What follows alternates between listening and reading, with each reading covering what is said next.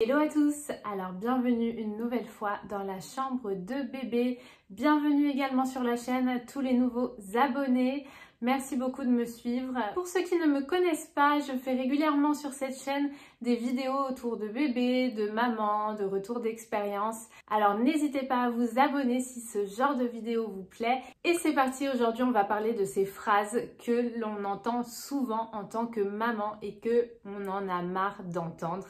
J'ai vu une vidéo du genre sur la chaîne Maman comme les autres et ça m'a beaucoup inspirée. Je me suis dit mais oui, c'est dingue en fait, il y a tellement de choses que j'entends depuis que je suis devenue jeune maman et qui parfois sont un petit peu délicates à entendre ou on peut mal le prendre si on est un petit peu susceptible et le plus souvent ce sont des phrases que les gens nous disent avec bienveillance, sans arrière-pensée ou autre. Mais vous allez voir qu'on peut en avoir un petit peu marre d'entendre tout ça.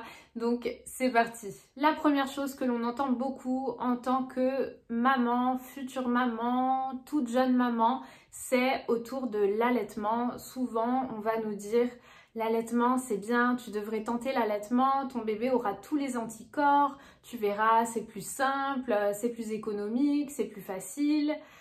Alors, déjà, je ne pense pas que qu'il y ait une manière plus simple qu'une autre. Et en disant cela, vous pouvez blesser, faire du mal, par exemple, à des femmes qui auraient tenté l'allaitement mais qui n'y sont pas arrivées et surtout en donnant votre avis comme ça sur ce sujet qui est un petit peu délicat puisque déjà c'est la décision de chacune, c'est propre à chacun l'allaitement ou le biberon et surtout vous pouvez blesser ou faire de la peine à certaines femmes qui elles ne peuvent pas du tout allaiter par rapport à leur corps ou même par rapport à des femmes qui ont envie de tenter l'allaitement mais qui à l'accouchement ça ne se passe pas comme prévu ou des femmes qui ont tenté mais qui n'y sont pas parvenues. Il peut y avoir plein de choses, vous ne connaissez pas les raisons, vous ne connaissez pas la vie des gens et quand bien même vous n'êtes pas concerné. Deuxième phrase que l'on peut entendre en tant que maman, c'est par rapport à la taille de notre enfant. Par exemple, on va nous dire « Ah bah dis donc, c'est un peu juste ça, oh là là, elle grossit bien ta fille, tu devrais peut-être lui donner une dose supplémentaire de biberon. » Là, encore une fois, je pense que chaque maman savent ce qu'elles font avec leurs enfants. Et vous êtes qui pour dire il faut donner telle dose, il faut donner ceci, passe à la taille au-dessus. C'est gentil de vous inquiéter mais je pense que chaque maman sait très bien ce qu'elle doit faire, voit très bien le comportement de son enfant, voit comment il boit, etc. Autre phrase que j'ai déjà entendue, je crois que ta fille est malade, ta fille a la gastro, tu penses pas que ta fille a attrapé quelque chose ? Alors là encore, je pense que chaque maman est la mieux placée pour savoir si son enfant a quelque chose.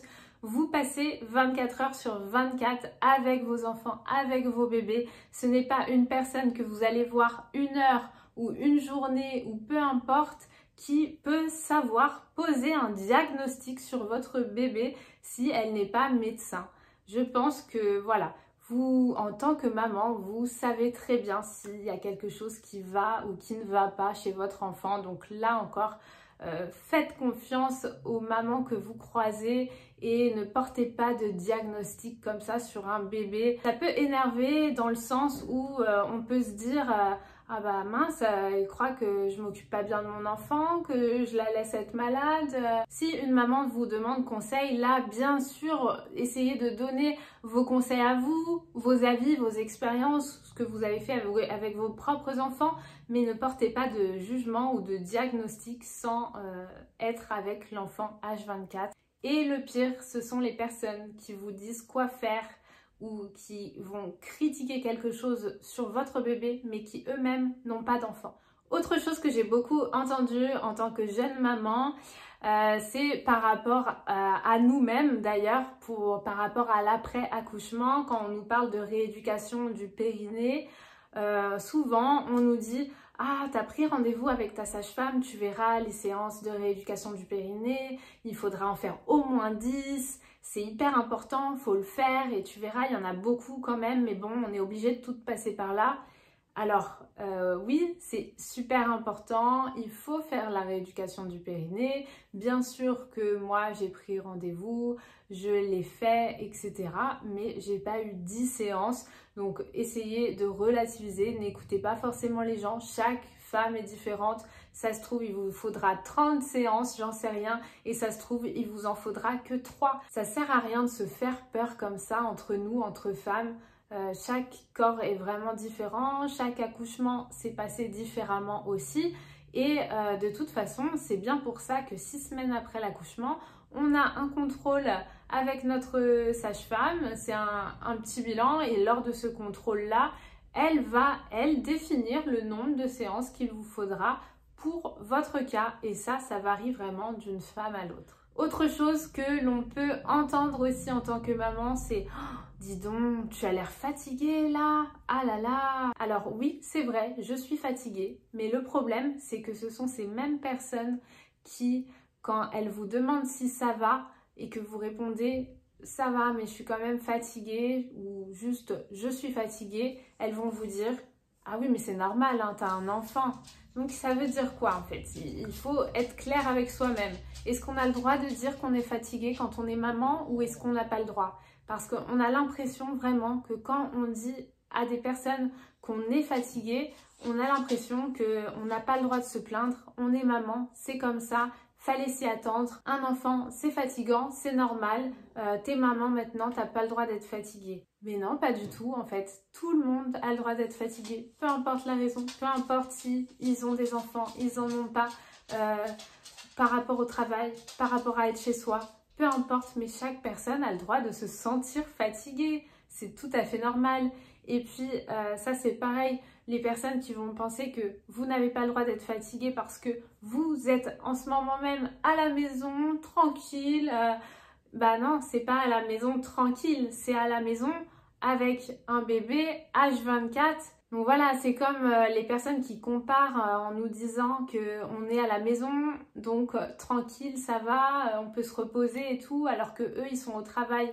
Bah non, une journée de travail c'est 8h-17h, ça peut être extrêmement fatigant, mais une journée de maman avec un bébé c'est H24 et ça peut être très fatigant aussi. Donc toutes les personnes qui nous disent ben, c'est normal que tu es fatiguée, tu as un enfant et encore tu ne travailles pas. Le et encore tu ne travailles pas, déjà il est en trop. Je pense par exemple aussi aux mamans qui sont elles mamans au foyer. Je pense que c'est vraiment très difficile de rester toutes les journées chez soi à s'occuper de ses enfants et à être 100% disponible pour eux. Il n'y a pas de pause, vraiment. Autre chose que l'on entend aussi régulièrement, c'est laisse-le pleurer ton bébé, vous allez trop l'habituer au bras. Là encore, je ne sais pas quoi dire, je vais pas laisser mon bébé pleurer pendant une demi-heure non-stop alors que ça va me faire mal au cœur. Les pleurs, c'est anxiogène aussi, faut le savoir. Et si un bébé pleure en général, c'est qu'il a quelque chose. Donc voilà, et là encore, vous êtes la mieux placée pour savoir si votre bébé pleure parce qu'il a quelque chose ou si c'est juste un petit peu chouiné comme ça. Et enfin bref, même là encore, les gens ne sont pas concernés, vous n'avez pas à vous justifier. Si vous voulez prendre votre bébé dans les bras, eh bien prenez-le. Si vous ne voulez le laisser dans son lit, eh bien laissez-le. Mais ce choix, c'est le vôtre. Ce qui peut être aussi énervant à entendre, et je pense là vraiment au moment même à la maternité, donc quand vous devenez tout juste maman, donc déjà vous êtes complètement chamboulé, bouleversé par votre accouchement, par la rencontre avec votre bébé, enfin tout ça, ça a été éprouvant, fatigant, c'est tout nouveau pour vous. Et là, vous, du coup, vous rencontrez des sages-femmes, des auxiliaires différentes qui viennent voir si tout va bien, voir si vous vous occupez bien de votre bébé, si vous avez besoin de rien, etc. Le seul souci, c'est qu'en général, et j'ai eu le cas, moi, personnellement, c'est que souvent, elles sont contradictoires entre elles et ça, c'est un enfer parce qu'il y en a une qui va venir dans votre chambre qui va vous dire la couche, il faut la mettre comme ça. L'autre, elle va venir, elle va voir la couche, elle va dire « Non, madame, faites plutôt comme ça, c'est mieux comme ça. » L'autre, elle va venir vous dire « vous donnez le biberon, le lait à la demande. C'est à la demande de bébé que vous le nourrissez. Alors très bien, vous prenez le conseil. L'auxiliaire suivante qui va arriver dans votre chambre pour regarder à quelle heure votre bébé a bu va vous dire « Oh là là, mais là, faut lui donner le biberon hein !» Alors qu'on vient de vous dire « C'est à la demande ». Enfin, ce sont juste des petits exemples dont moi, j'ai pu faire l'expérience.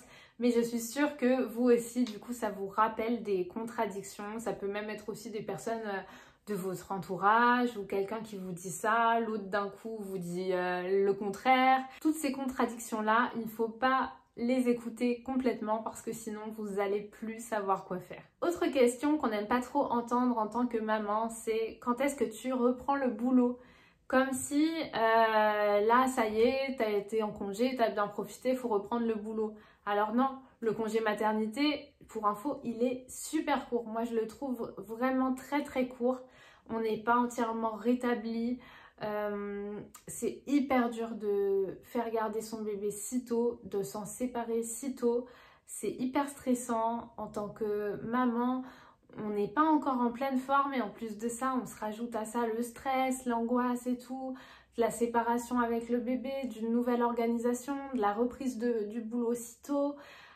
C'est très difficile, donc quand une personne vous dit ça, ben voilà. Et puis le pire, c'est que ce sont les mêmes personnes qui, quand vous allez reprendre le boulot, vont vous dire « Mais ton bébé te manque pas, tu reprends le boulot à plein temps, tu fais passer ta vie professionnelle avant ton enfant finalement ?» Non, en fait, comme si une maman préférait faire passer autre chose que son enfant en premier. Non, c'est juste une question de vie, une question d'argent, on va pas se mentir.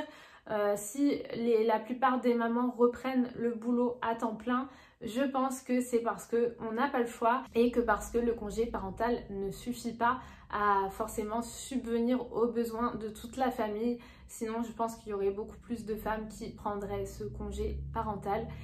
Et c'est pas le cas. Donc oui, c'est un retour au boulot assez rapide, je trouve. Et oui, ça fait mal au cœur d'entendre ces personnes qui vont vous dire ton bébé te manque pas, tu voulais pas plutôt t'arrêter alors des fois c'est très bienveillant et c'est juste des questions etc. Et dans ces cas-là ça me dérange pas, mais pour ceux qui sont un petit peu en mode ah ouais, donc toi tu préfères faire passer ton boulot avant, ça par contre ça me dérange un peu plus parce que non, c'est peut-être pas le choix des femmes de reprendre leur boulot à temps plein, mais peut-être que c'est un choix à contre-cœur. Autre phrase du même genre, c'est « Tu t'es bien reposé pendant ton congé maternité ?» Alors déjà, est-ce que j'ai une tête à être reposée? Non, je pense que je suis encore plus fatiguée qu'avant l'accouchement.